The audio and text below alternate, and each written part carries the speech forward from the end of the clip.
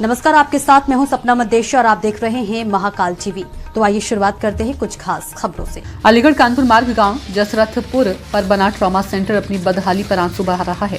Trauma centre में doctor, nursing staff के अलावा एक्सरे मशीन सहित विभिन्न मशीनों का है अभाव, जहां से स्वास्थ्य सुविधाओं के अभाव में गंभीर रूप से घायल मरीजों को प्राथमिक उपचार के बाद हायर सेंटर कर दिया जाता है रेफर। जीटी रोड पर होने वाली सड़क दुर्घटना को देखते हुए सरकार द्वारा अलीगढ़ कानपुर मार्ग के गांव जसरथपुर ट्रॉमा सेंटर 2017 में पंडित दीनदयाल चिकित्सालय से संबंधित ट्रॉमा सेंटर की स्थापना की गई थी, लेकिन 7 साल बीत जाने के बाद भी आज ट्रॉमा सेंटर में 2 इमरजेंसी डॉक्टरों की ही तैनाती है, जबकि यहां पर बाल रोग, हड्डी रोग, सजन सहित विभिन्न चिकित्सकों व 50 के करीब नर्सिंग स्टाफ की तैनाती का प्रावधान है। लेकिन अभी तक 7 साल में ट्रॉमा सेंटर में एक्सरे मशीन सहित अन्य संसाधन नहीं है।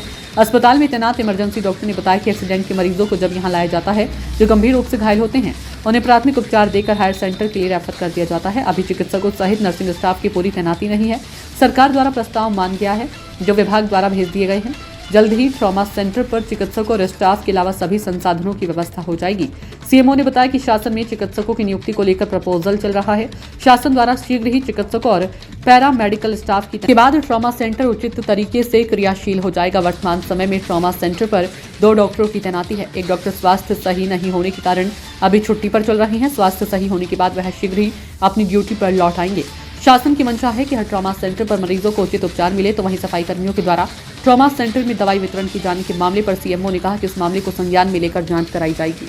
अभी शासन में जो है ना चिकित्सकों की नियुक्ति को लेकर जो है वो प्रपोजल्स चल रहा है। जैसे ही वो हो जाएगा क्लियर तो उसके बाद यहाँ नियुक्तियाँ होंगी। जो भी हमारे मेडिकल ऑफिसर्स हैं, पैरामेडिक्स हैं, या जो भी चीज़ें हैं, तो जैसी उनकी नियुक्ति हो जाएगी इसको तुरंत क्रियाशील कर दिया जाएगा। वर्तमान में 2 चिकित्सकों की नियुक्ति जो है वो शासन स्तर से हुई थी, जो नोएडा से स्थानांतरित होकर आए थे। उनमें से एक चिकित्सक कार्य कर रहे हैं, दूसरे चिकित्सक गंभीर रूप से बीमार होने के कारण ज्वाइन करने के बाद नहीं आ पाई हैं।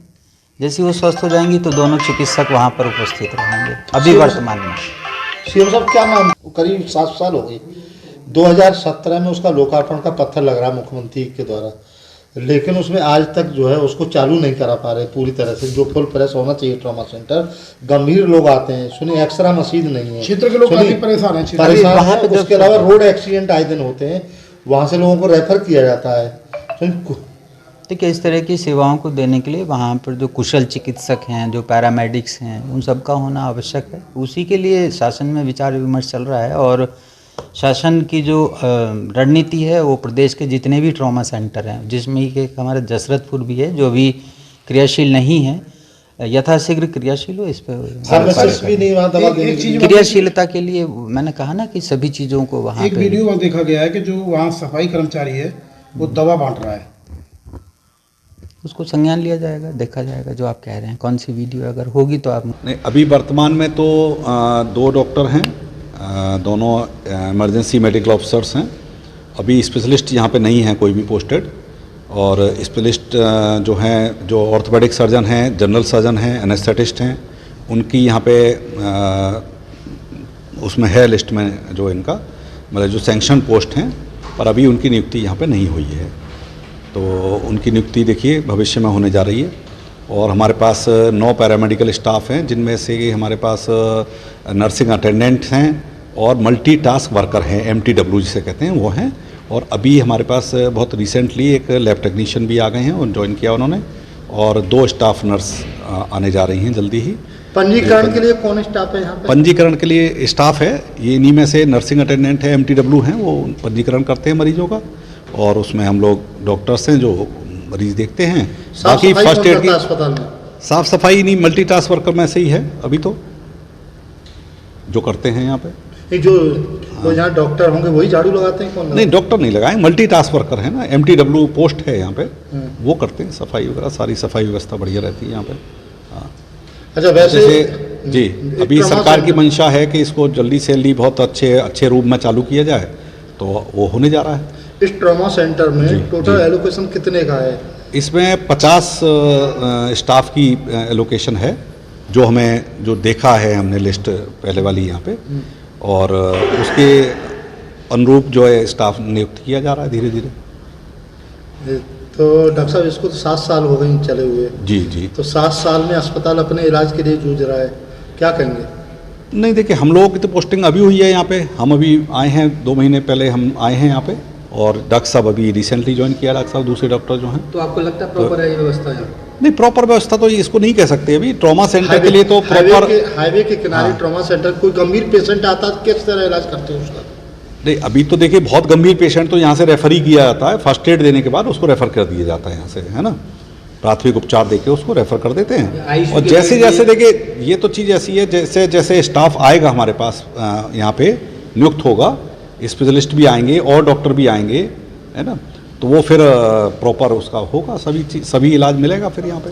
नहीं, तो गंभीर पेशेंट का यहाँ कोई इलाज नहीं होता? नहीं, गंभीर पेशेंट को प्राथमिक उपचार दिया जाता है यहाँ पे। प्राथमिक उपचार देने के लिए हमारे पास सक्षम स्टाफ है, पुराना स्टाफ है साहब। ट्रॉमा सेंटर जिसको बोलते हैं वो क्या होता है? ट्रॉमा सेंटर में होता है कि जो भी कोई भी एक्सीडेंट होता है, नहीं क्रिटिकल से मतलब नहीं है, कोई भी ट्रॉमा होता है, ट्रॉमा छोटा भी हो सकता है, बड़ा भी हो सकता है।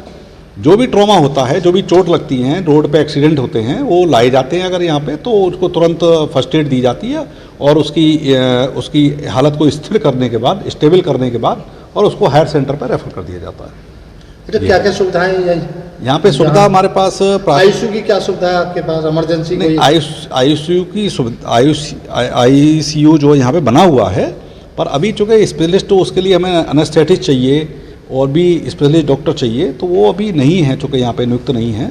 तो जब वो हो जाएगा तो आईसीयू यहाँ पे प्रॉपरली चालू किया जाएगा। हाँ, जरूर किया जाएगा।